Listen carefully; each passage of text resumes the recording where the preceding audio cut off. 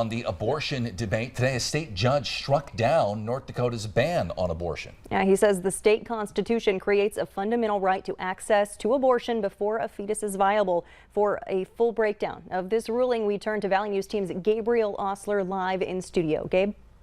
Yeah, Justin and Stacy, this ruling came from State District Judge Bruce Romanek. His main rationale is that the law violates the state constitution because it's just too vague. So, under the judge's order, abortion would become legal in North Dakota.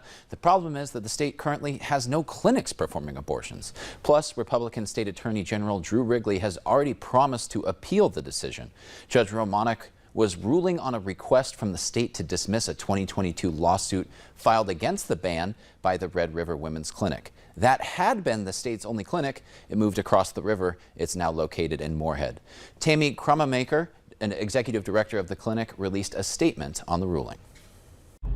Abortion is life-saving health care. It shouldn't be a crime.